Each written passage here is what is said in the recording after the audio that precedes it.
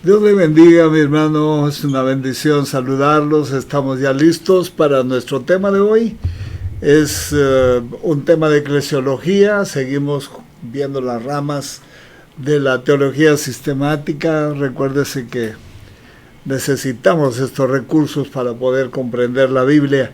Y estamos dejando, pues, en las redes sociales, en YouTube, en Facebook, grabadas estas aportaciones que sin duda alguna servirán para muchas generaciones, porque esto va a quedar ahí. Pero lo bueno es que usted está en sintonía, está preparado para recibir. Vamos a ver hoy las ordenanzas de la iglesia, este tipo de... No dice la iglesia, la Biblia, ordenanzas. Sin embargo, la interpretación teológica habla de estas ordenanzas. Las ordenanzas de la iglesia local son observaciones simbólicas, externas, ordenadas por Jesús, que presentan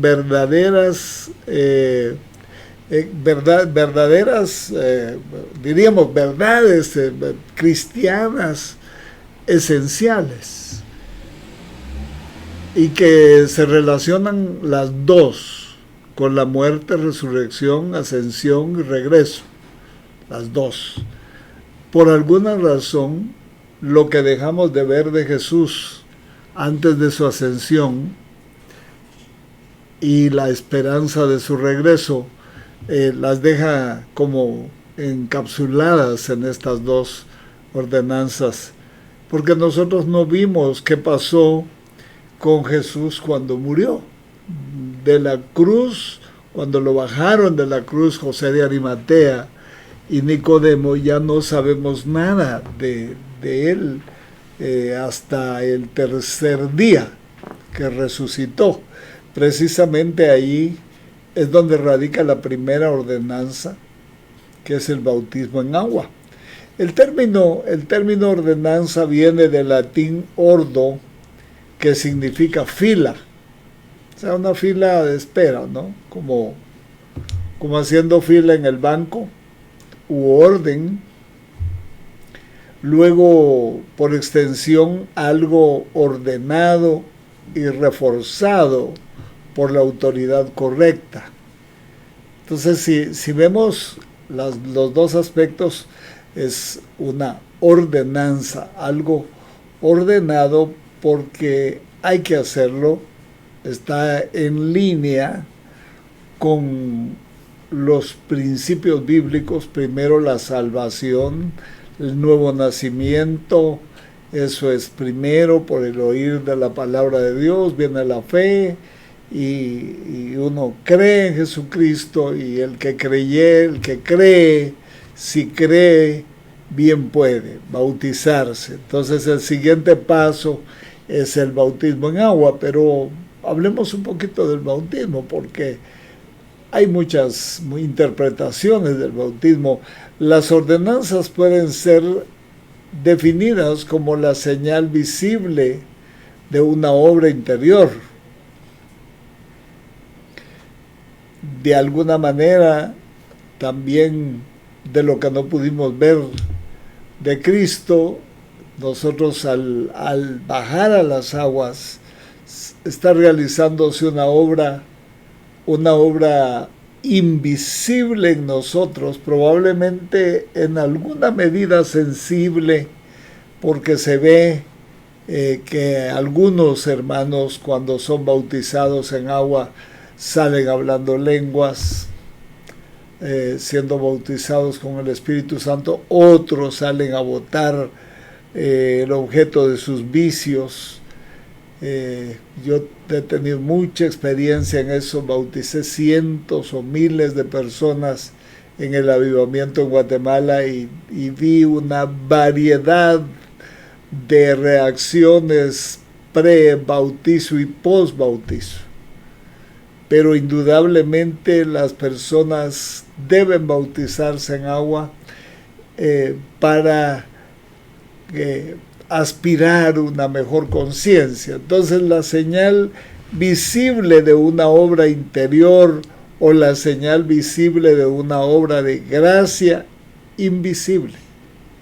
No se sabe a ciencia cierta los límites de las operaciones espirituales que se pueden hacer o que se pueden suceder mientras por la fe en Jesucristo uno se pone a la orden de un ministro para que él sea como testigo ante potestades y principados también, ante malicias espirituales, ángeles de Dios y ángeles caídos. Uno baja a las aguas y sube, emerge de las aguas. Indudablemente en ese momento difícilmente se puede parangonar o se puede cuantificar cuántas operaciones espirituales sucedieron mientras esos 3-5 minutos de oración y operación del bautismo sucedieron en la persona que se bautizó. Las ordenanzas observadas por las iglesias evangélicas o la verdadera iglesia evangélica desde que nació, eclesia, sacados de, hay otras que llaman iglesias, pues saber sacados de dónde son porque siguen en el mismo lugar. Entonces las iglesias evangélicas son dos en número, es decir, el bautismo en agua y la cena del Señor. Como usted puede notar, las dos se refieren a esa etapa entre la crucifixión, entre la última cena y la venida del Señor, que en la cena del Señor hasta que Él venga. Bueno, veamos despacio esto, porque esto hay que entenderlo. Hay que entenderlo para los que ya nos bautizamos, hay que entenderlo para poderlo enseñar bien cuando vayamos a bautizar a otros. Hay que entenderlo para los que van a oír nuestras enseñanzas posteriores. Hay que entenderlo por muchas razones y hay que entenderlo para nuestra propia salud. Veamos entonces, es importante observar que por más de 1000 años después de Cristo, ningún autor cristiano reconocido declaró que hay 7 sacramentos.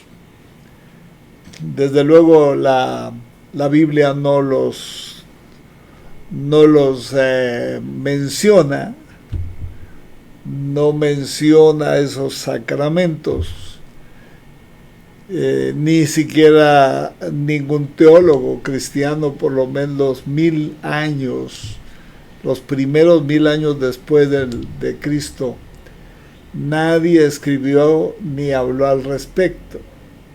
Fue hasta después que aparecieron por ahí los sacramentos, el bautismo de bebés, la confirmación, la primera comunión,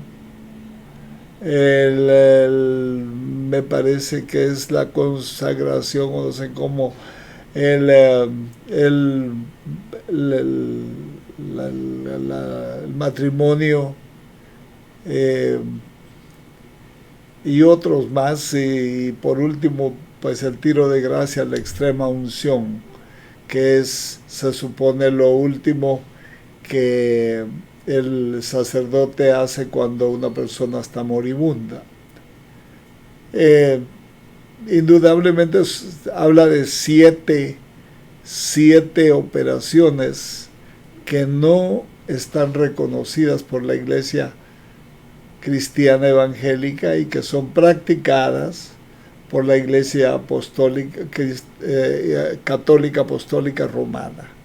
Bueno, veamos entonces el bautismo en agua, ya en el orden.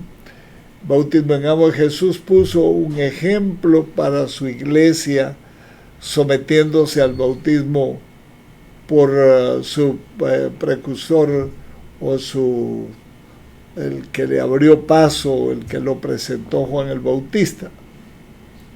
Indudablemente este bautismo no era en el nombre del Padre, del Hijo y del Espíritu Santo, o no sé qué fórmula, pero sí era por sumersión en el Jordán. Lo practicó Israel cuando Juan predicó sobre el bautismo.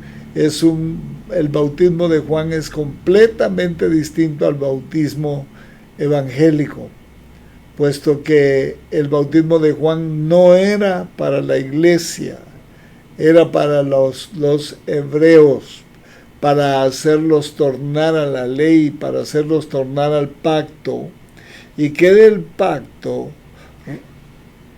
pudieran entrar a la gracia. No, esto no fue extendido a los gentiles, mientras que el bautismo de los nacidos de nuevo es para todo pueblo, toda lengua, toda tribu y nación.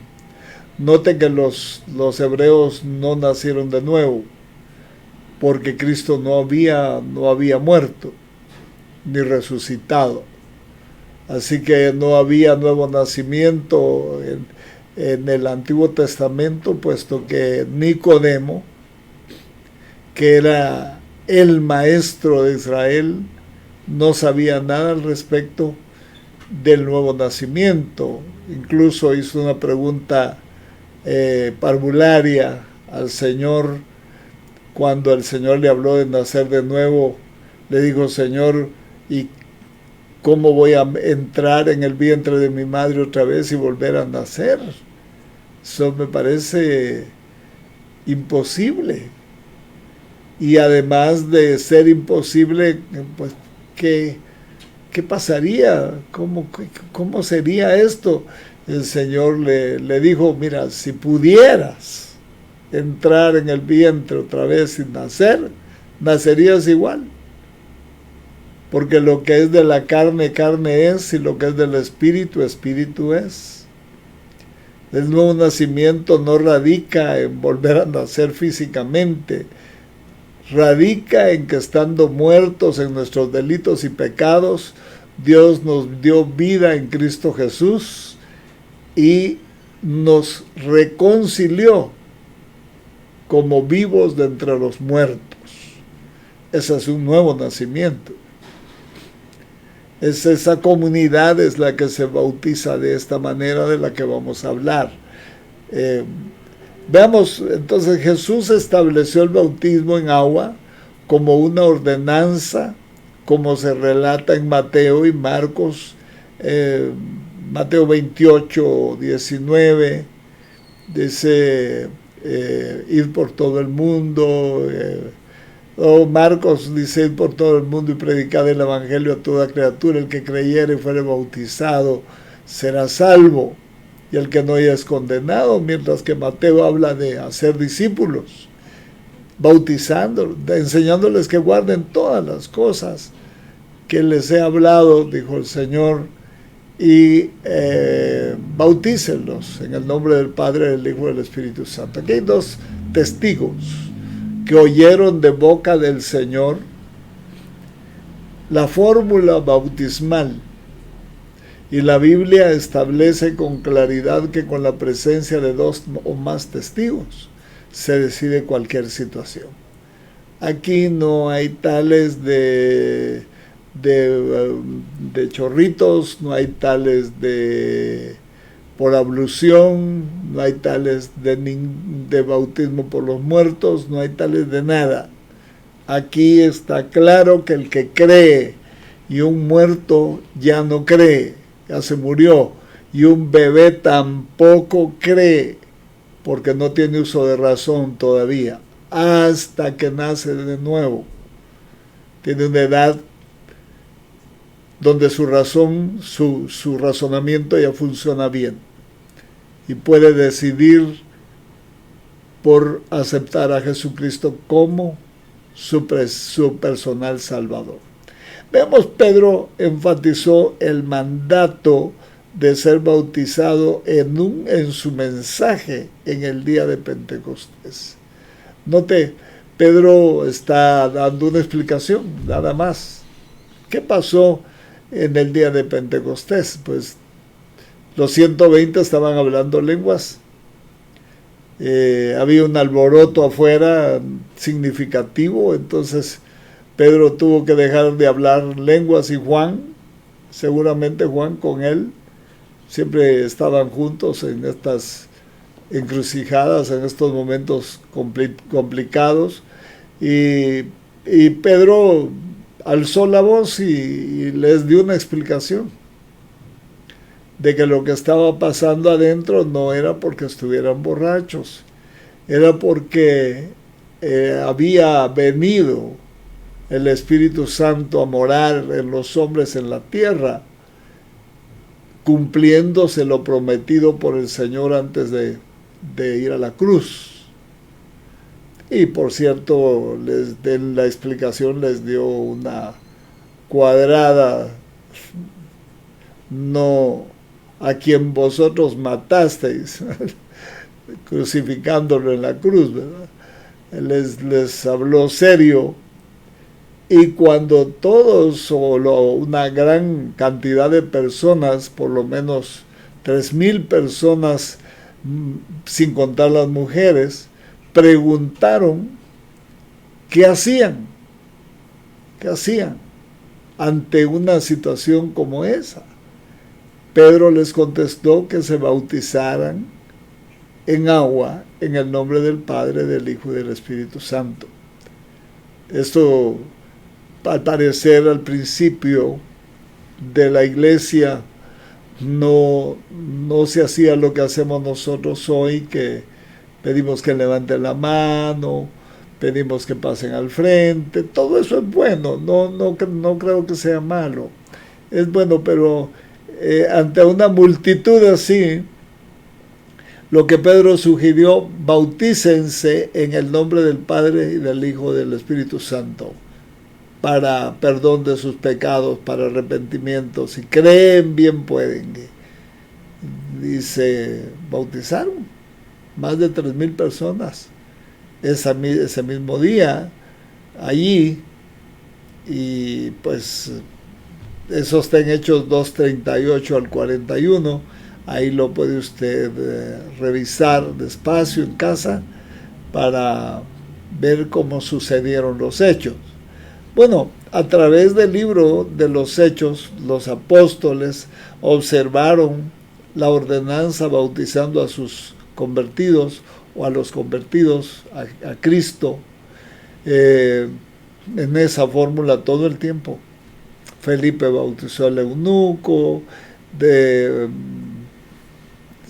cada vez que se añadían, se bautizaban en el nombre del Padre, del Hijo y del Espíritu Santo.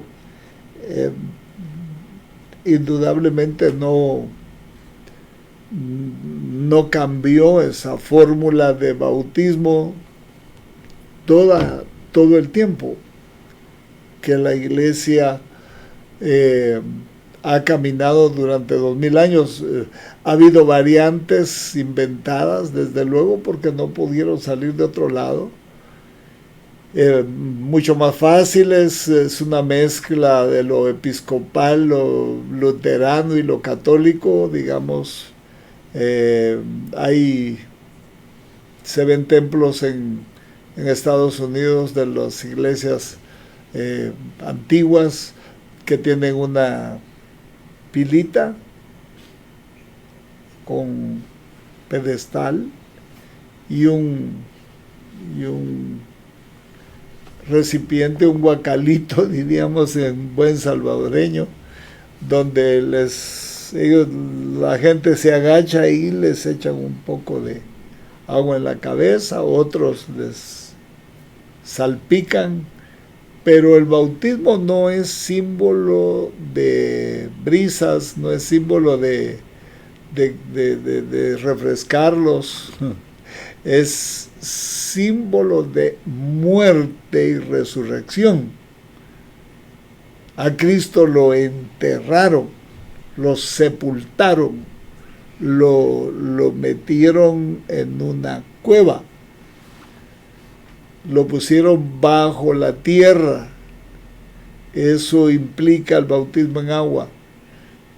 Ahora, ¿qué sucedió mientras Cristo estuvo allí en la tumba? Se levantó, fue a las partes más bajas de la tierra y luego al tercer día salió por el mismo lugar donde entró, a lo más bajo de la tierra. Ahí lo vieron resucitado los soldados enemigos.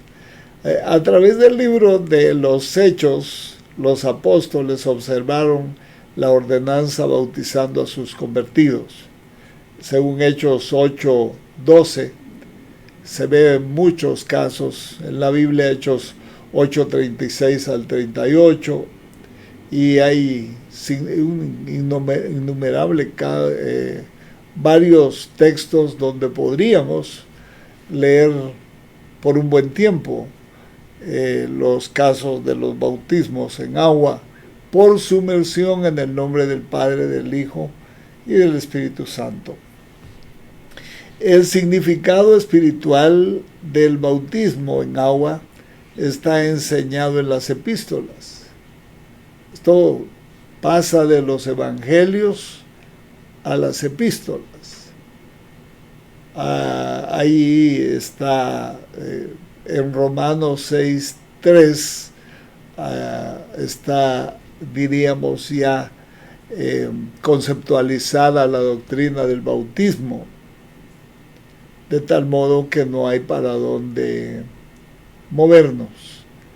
Esto es maravilloso, obedecer.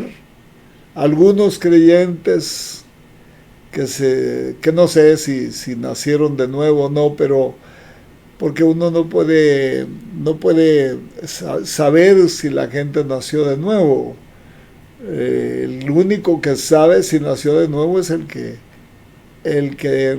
está en cuestión, porque los demás no saben si nació de nuevo o no. Pero los cambios en su conducta, en su relación social, en su relación con la iglesia familiar, en su relación familiar, indudablemente no pueden fabricarse, no pueden ser como una medida de una fuerza de voluntad. Esto tiene que haber habido una intervención de Dios en el asunto. Eso es indudable. En 1 Corintios 10:2 hay otro caso, Gálatas 3:27. El bautismo está en toda la Biblia. La forma del bautismo es por inmersión. Inmersión, esto se refiere al significado de la misma palabra griega baptizo, que significa sumergir, no dice otra cosa. Sumergir, bueno, diríamos nosotros, hundir, pues. En este historial tan largo ministerial de más de casi 40 o más años, he tenido tanta experiencia. Hay hermanos que le tienen fobia al agua porque han tenido conatos de ahogamiento, conatos de asfixia por inmersión, y a veces cuando uno los quiere bautizar, meten la cabeza y sacan los pies, o meten los pies y sacan la cabeza o las manos. Entonces es un poco difícil bautizarlos, pero es mucho más fácil que se sumerjan sentados cuando tienen ese tipo de pie, cuando tienen ese tipo de temor, y ahí el temor se acaba. Puede ser que ahí sea la última vez que se sienta. El bautismo provoca cambios significativos, en unos más, en otros menos, dependiendo de la potencia de la fe con que llegue a ese momento del bautismo. ¿Qué significa sumergir?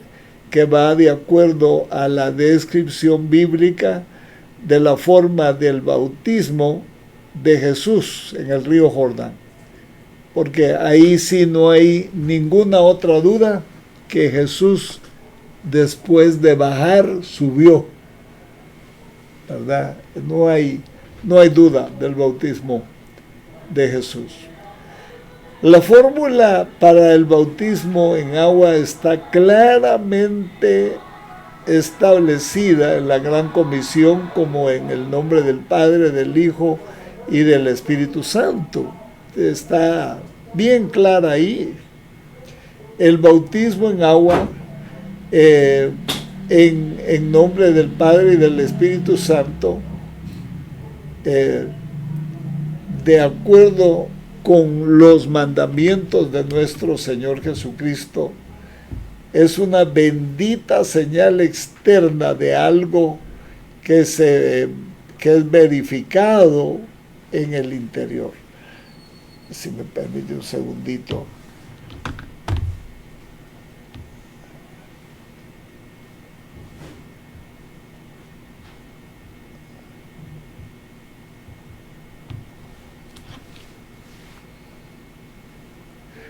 Un segundito, solo voy a hacer algo de emergencia aquí.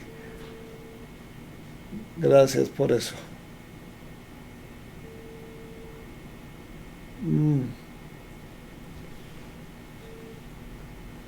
Por favor, venga un momentito. Seguimos con nuestro estudio. Entonces, el bautismo en agua, en el nombre del Padre, del Hijo y del Espíritu Santo, de acuerdo con el mandamiento de nuestro Señor. Están comiendo. El mandamiento de nuestro Señor Jesucristo es una bendita señal externa de algo que se ha verificado en el interior, pero que no se sabe qué es lo que pasó. No se sabe, no tiene uno claridad, ni siquiera la misma persona que está descendiendo a las aguas sabe qué pasó en ese momento, no tiene conciencia de qué sucedió en ese momento, pero sucede. Perdone, estoy dando algunas instrucciones. Gracias, muchas gracias. Bueno, y que aquí, como él fue tomado de la cruz, ¿se acuerda usted que lo bajaron de la cruz? José de Arimatea y Nicodemo, y lo llevaron. Tal vez estamos hablando de una cuadra de distancia. Yo conozco los dos lugares y más o menos es una cuadra. Ignoro por dónde bajaban del Calvario para el jardín de José de Arimatea. No sé cómo era ahora, es una calle la que hay ahí, pero no permiten subir al lugar de la crucifixión, no dejan. Ahí me parece un cementerio, algunos panteones o algunos muertos enterrados, y por eso no permiten, pero la tumba sí, porque la tumba está vacía. Entonces lo bajaron y lo sepultaron. Así a nosotros, el día que nos bautizaron, pues nos bajaron, nos sumergieron como como si nos estuvieran sepultando para la muerte de la vida vieja. Se murió la vida vieja y salimos a una vida nueva. Es lógico que no salimos como deseáramos, glorificados, ¿verdad? Seguimos con las batallas del mundo, la carne, el diablo y todo su ejército, pero ya obedecimos una ordenanza que sin duda alguna, si no pasamos por ese paso de obediencia, no nos identificamos con la muerte y la resurrección de Cristo. Es necesario hacerlo. Entonces, veamos aquí qué dice más. Como Cristo fue resucitado de los muertos por la gloria del Padre, así nosotros andamos en novedad de vida. Como que salimos a una nueva vida. La cena del Señor es el punto B, el segundo punto, que es importante que lo toquemos, lo sepamos bien, para no solo cuando tomemos la cena del Señor, sino cuando nos toque ministrarla, cuando nos toque repartirla. Todos los que colaboran en las iglesias locales en este menester deben saber qué están haciendo, porque si no saben qué están haciendo, yo sobre todo cuando uno está ministrando la cena del Señor, a veces usa terminología inapropiada. Vea entonces, por favor, esto es bíblico, teológico, absolutamente. Esto es aplicable en El Salvador, en Guatemala, en Honduras, en la China, en cualquier lugar del mundo. Es la misma Biblia y la misma ciencia teológica, la misma interpretación. Jesús en su última Pascua, acuérdense que la Pascua era una cena ritual, así le podríamos llamar teológicamente, cena ritual donde se comía cordero, pan, vino y hierbas amargas. Eso era lo que sí. No sé si las hierbas amargas las incluyeron ya estando en Canaán, pero para mí que la fórmula de Éxodo 12 continuó hasta el Calvario, hasta el aposento alto, que fue la última cena oficial bíblicamente reconocida. Las demás que siguieron haciendo los judíos y siguen haciendo hasta hoy, eso ya no, ya el Antiguo Testamento quedó clavado en la cruz del Calvario, la ley fue obedecida, ya los ritualismos se acabaron y vino lo que es la realidad de aquellas sombras que vivieron los antiguos. Entonces Jesús en su última Pascua instituyó la ordenanza de tomar el pan y del fruto de la vid. Esto no es la cena de la Pascua. Eso primero cenaron, porque dice la Biblia, y después de haber cenado, tomó también el pan. Esto es otro pan, es decir, había un pan destinado a la cena del Señor y había vino destinado a la cena del Señor. Y habían ellos participado como cerrado, como cuando uno baja la cortina de una puerta de comercio. Habían cerrado el ritual pascual del Antiguo Testamento. Y había sido la última Pascua. Esa fue la última Pascua oficial y la primera cena oficialmente. Y la cerró Jesús y abrió Jesús. Me gusta eso. porque no fue ningún hombre, fue Dios hombre. Entonces tomó un conmemorativo de su muerte expiatoria, y dijo, esto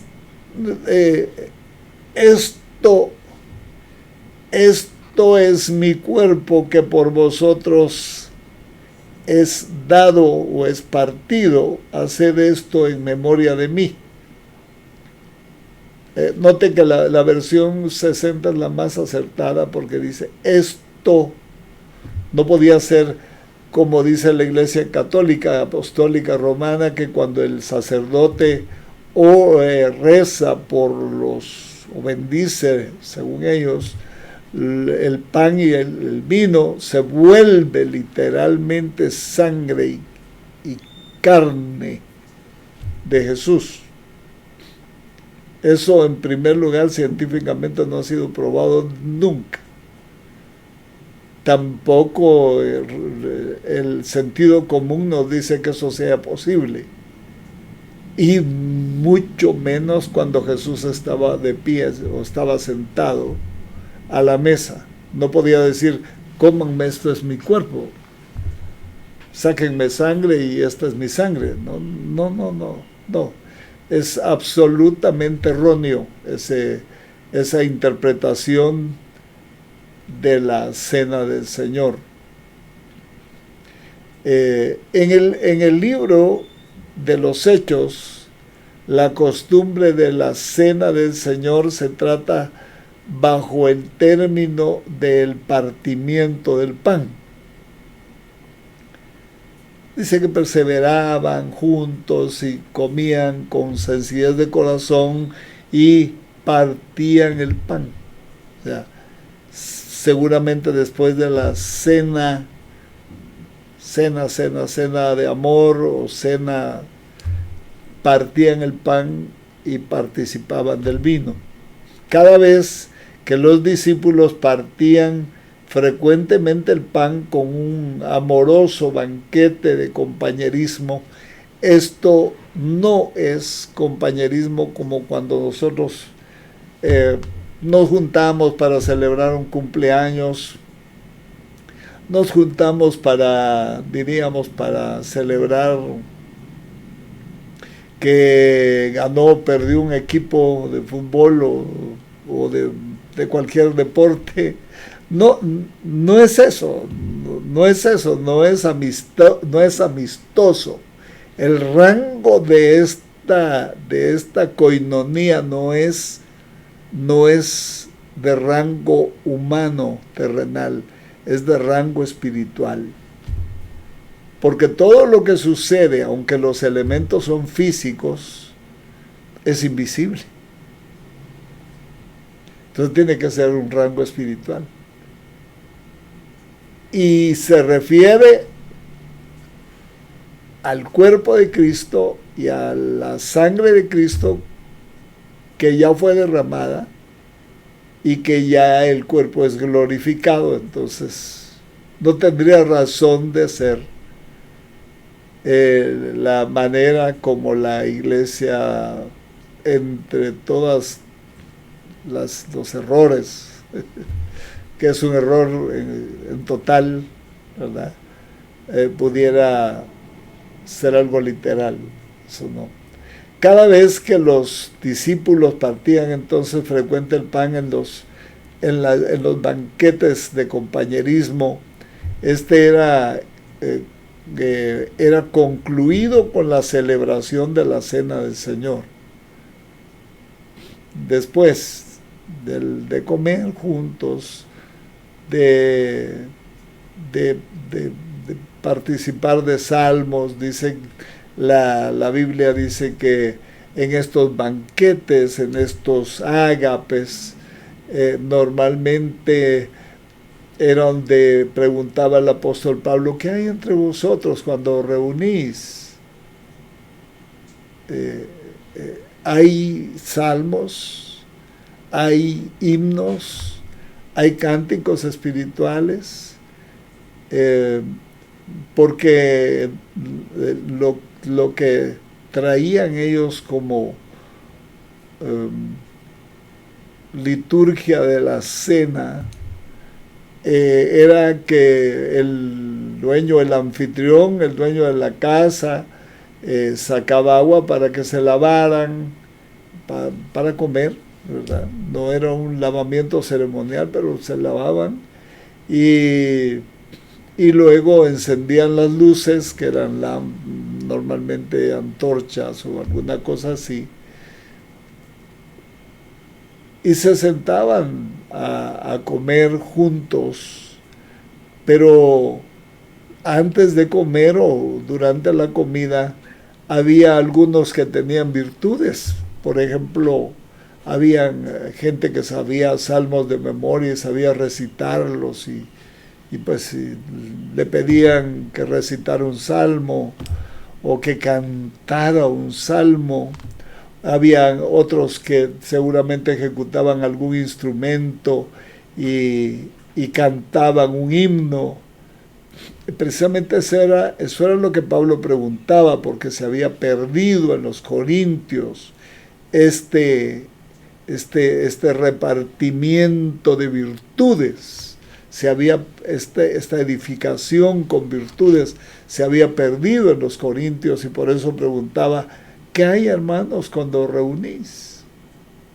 ¿Hay salmos? ¿Hay cánticos? ¿Hay himnos? Porque era que le pedían a alguien que sabía cantar, hermano, como para estimular el ambiente espiritual, como para salir de la esfera de una cena común, humana, y entrar en la presencia de Dios y comer en la presencia de Dios. Porque él iba a ser una comunión, no solo entre los hermanos, sino con la cabeza, con Cristo. La cena del Señor es eso. Es declarar que somos partes del cuerpo de Cristo. Es declarar que Él es la cabeza sobre todas las cosas de la iglesia. Es declarar que Él murió y resucitó y fue alzado al cielo y volverá otra vez. Eso es la cena. No es un culto, pero casi es un culto. Casi es, diríamos, cuando se hace en la casa, es un evento espiritual, no es un evento, vamos a hacer un ágape, traiga usted tal cosa, usted tal otra. Eso está bien, cómo se provee lo que va a consumir y se da unas grandes comidas. No, el ágape debe llenar la razón de ser. Esto no es convivencia humana.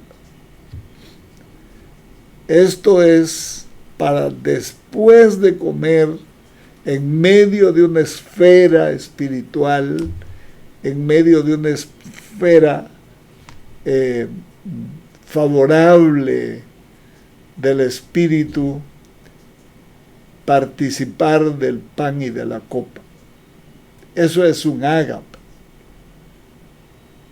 Eso es una coinonía. Nuestros ágapes hoy son para contar chistes, para reírse, bueno, y a veces nos vamos mucho más lejos y hablamos de la gente.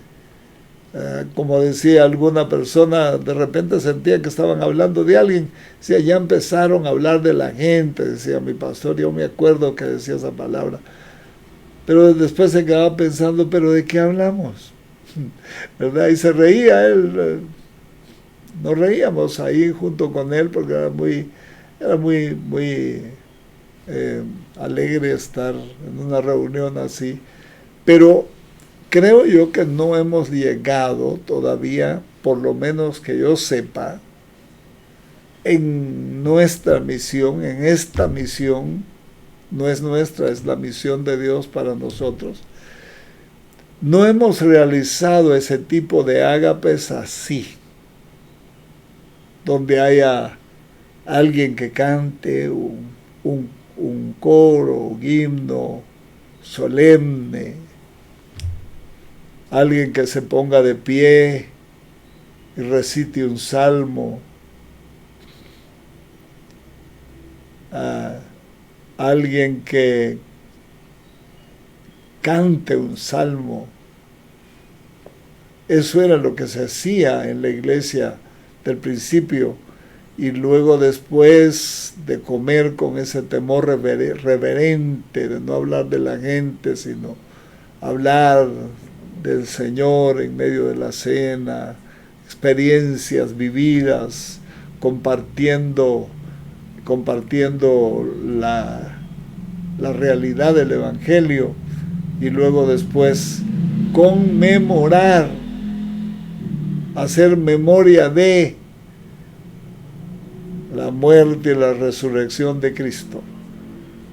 Vamos, la más clara evidencia de que la iglesia observó la cena del Señor como una ordenanza se encuentra en la enseñanza del apóstol Pablo en 1 Corintios. Y dice, recuérdese que Pablo no conoció al Señor en carne, no lo conoció, él creció después, nació después seguramente. Porque yo recibí del Señor, dice Pablo, Señor ya glorificado, lo que también os he enseñado, que el Señor Jesús, la noche que fue entregado, tomó pan, y habiendo dado gracias, lo partió y dijo: tomad, comed, esto es mi cuerpo, que por vosotros es partido. Haced esto en memoria de mí. Ese es en memoria de Él. Por eso debe ser un acto espiritual. No es una comilona, no es de tomarle fotos a las pupusas y al curtido y al chocolate y a la comida en abundancia. No, está bien que sea en abundancia, siempre y cuando no caigamos en el lazo que cayó la iglesia de Corintios, que se peleaban por la comida, que comían los que tenían antes. Los ricos eran dos capas sociales muy bien definidas. Habían ricos en la iglesia y habían esclavos en la iglesia.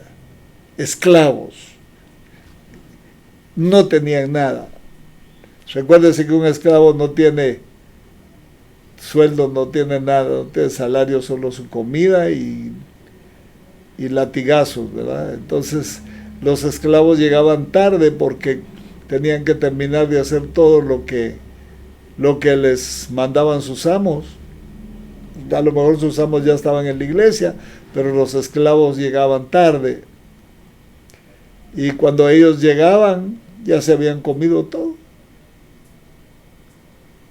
Eso Pablo se lo regula y les dice: no, esas comidas los están matando a ustedes, porque están matando el amor, están matando el principio fundamental que debe reinar en una conmemoración de la máxima expresión de amor que ha habido en el universo, que Dios se haya hecho hombre y estando en condición de hombre se entregó, se humilló hasta lo sumo, hasta hacerse esclavo, siervo, pues, y estando en forma de siervo fue a la cruz por nosotros.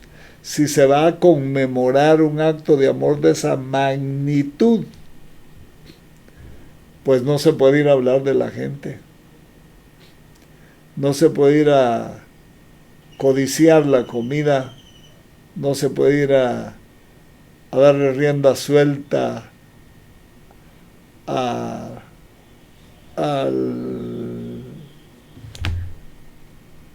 ¿cómo podríamos decir eso? A la gula, sino es un acto que debe ser gobernado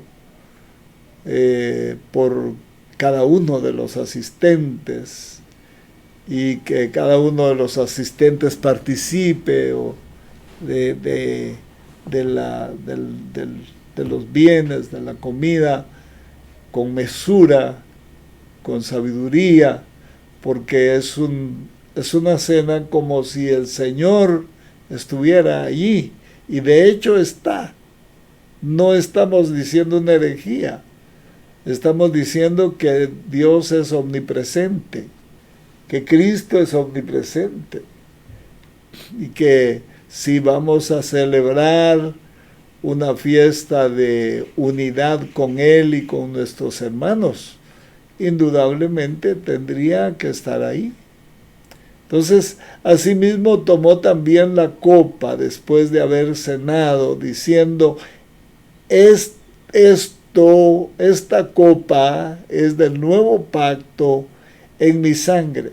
Haced esto todas las veces que la bebiereis en memoria de mí. Así pues, todas las cosas que comiereis de este pan y bebiereis de esta copa, la muerte del Señor anunciáis hasta que Él venga. Este es un anuncio, primera de Corintios 11, 23 al 26. Es un anuncio, es una proclamación, es un acto de fe, donde estamos diciendo: Cristo murió, resucitó, ascendió y volverá. Y por eso nosotros festejamos hoy semejante acto de amor para con nosotros. La naturaleza de la cena del Señor, veámosla un poquito, veámosla, tenemos el tiempo bueno para hacerlo. Es un acto de obediencia al mandato del Señor, en primer lugar. Hay que hacerlo.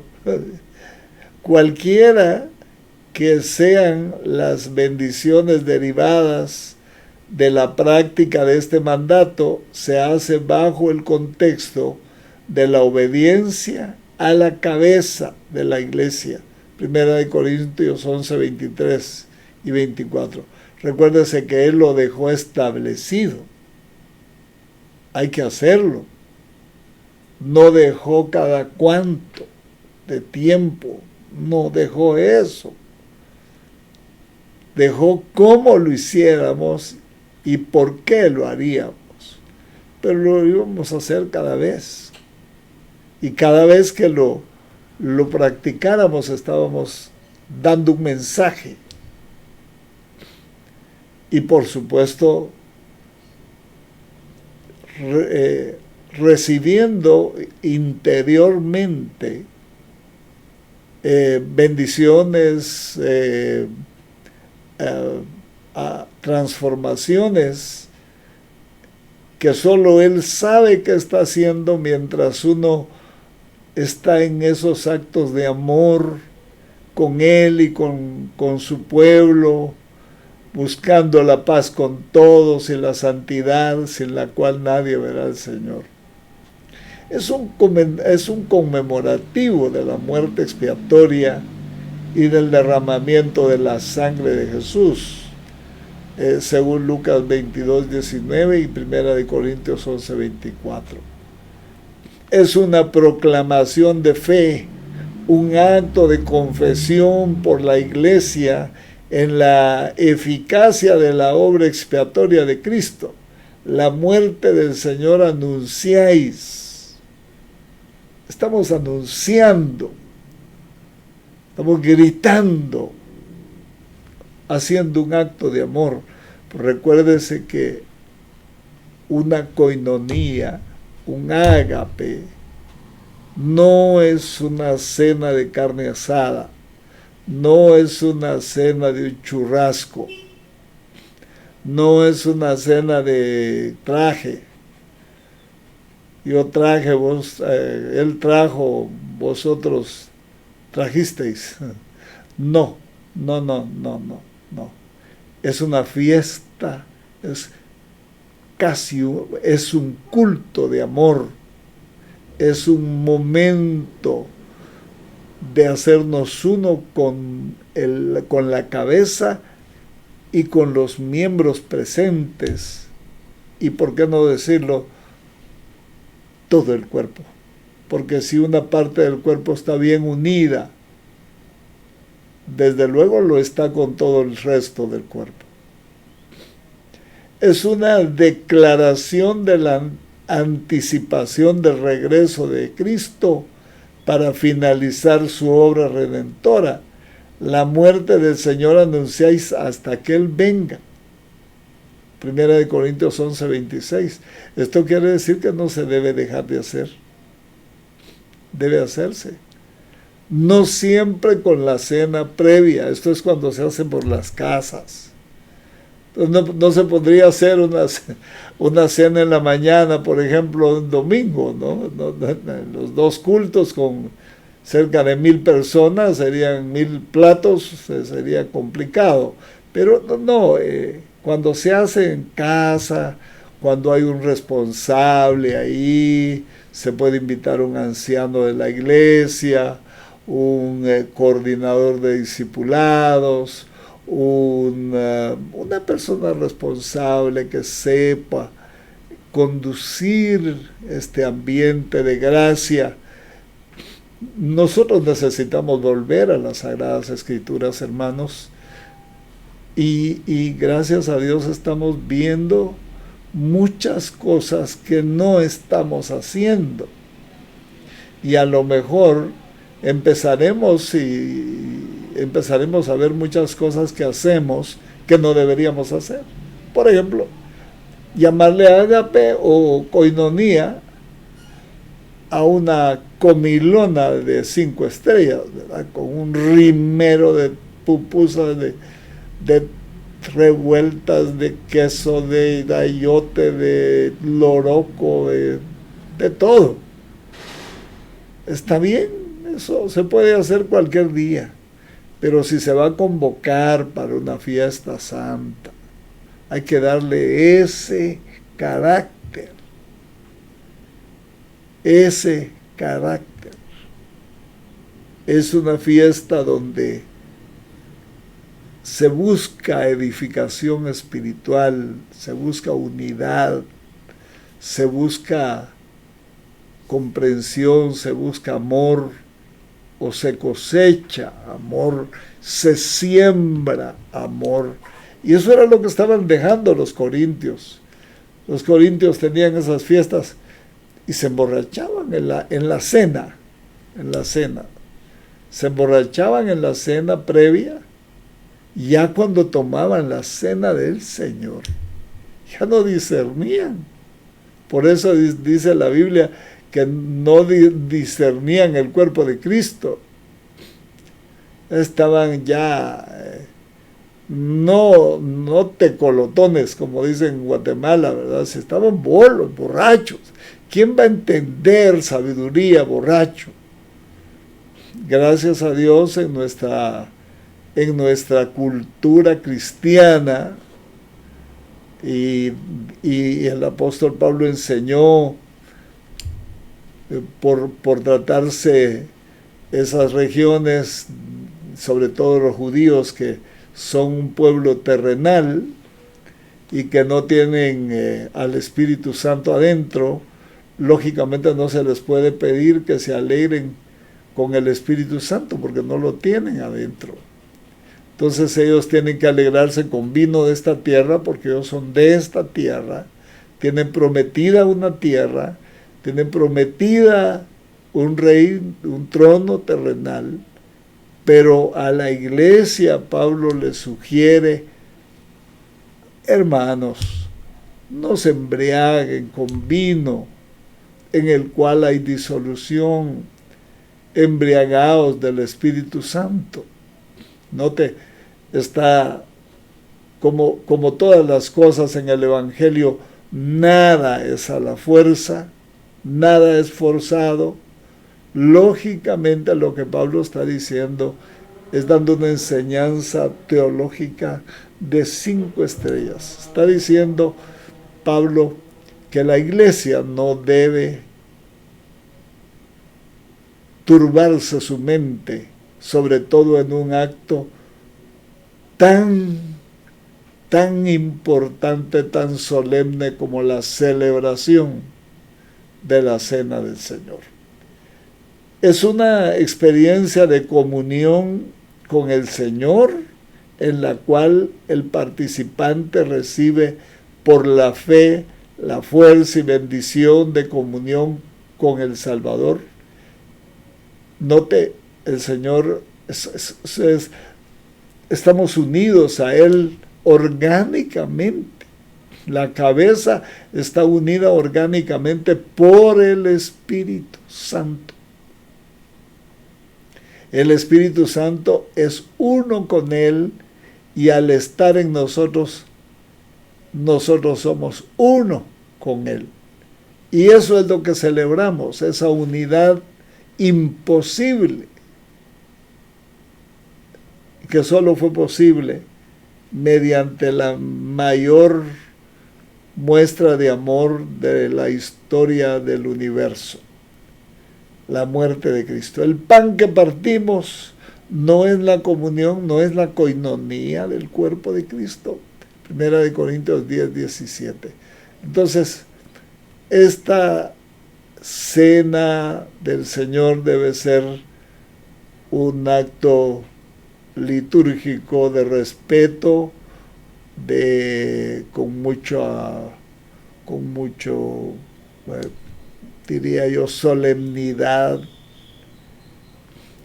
con esos cánticos espirituales, ya sea en la casa o en la iglesia. Debe ser de la misma manera.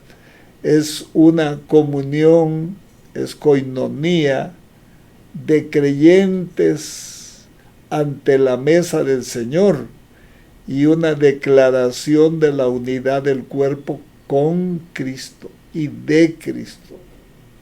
Una declaración de que estamos unánimes. Por eso es que debemos examinarnos nosotros mismos, porque nadie nos puede examinar más que el Señor. Y debemos examinarnos de no estar peleando entre nosotros, porque si estamos peleando, pues estamos divorciados el uno con el otro y somos un mismo cuerpo. Creo firmemente que la mortandad de Corintios y las enfermedades que habían en Corinto eran debido a eso, que estaban comiendo y bebiendo, comiendo el pan y bebiendo la copa, sin la dignidad que se requiere para estar en medio de un grupo selecto de nacidos de nuevo, y el Señor en su omnipresencia, en unidad, para festejar, para hacer memoria, para recordar. Es un acto, es un sacrificio de recordación, así le llamaban a esos sacrificios en el tabernáculo. La naturaleza del elemento de la cena del Señor entonces es la Iglesia Católica Apostólica Romana le llama transustanciación. La posición de la Iglesia es esa posición. De acuerdo con esta posición, los elementos, cuando son bendecidos por el sacerdote, son cambiados en verdadera carne, ¿no? Cuerpo y sangre de Jesús. Esta posición está rechazada por la experiencia, porque nunca ha sido demostrado por alguna prueba científica de los elementos que se hayan convertido, del vino que se haya vuelto sangre y el pan que se haya vuelto carne. No hay ninguna prueba científica, no la hay. También está contradicho por lógica, porque Jesús aún estaba en su cuerpo físico cuando instituyó la ordenanza y dijo, del pan, esto es mi cuerpo. No dijo este, sino esto. Es un símbolo. Consubstanciación, esto es la teoría de Martín Lutero, la interpretación sostenida por Martín Lutero. Según esta posición, los elementos no son cambiados, sino que el verdadero cuerpo y sangre de Jesús están presentes con los elementos. Esta posición no está también sostenida en ninguna parte en las Escrituras. Además, animan a la superstición y enfatizan lo físico más que lo espiritual en la Cena del Señor. La observación de la Cena del Señor es meramente un acto conmemorativo que no propicia ninguna bendición. Este es el otro extremo de las posiciones católicas y luteranas. Note cuánta interpretación hay de esto. Los elementos, cuando son recibidos por fe, propician al creyente los beneficios espirituales de la muerte de Cristo. Esto es sostenido por Calvino y la mayoría de los reformadores. Los elementos en sí son solo señales, elementos, pero cuando son recibidos por fe,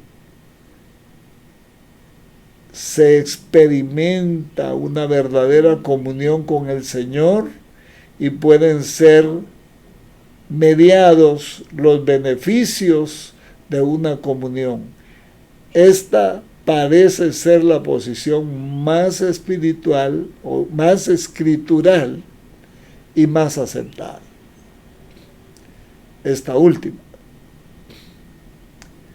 Entonces, creemos, amados hermanos, que debe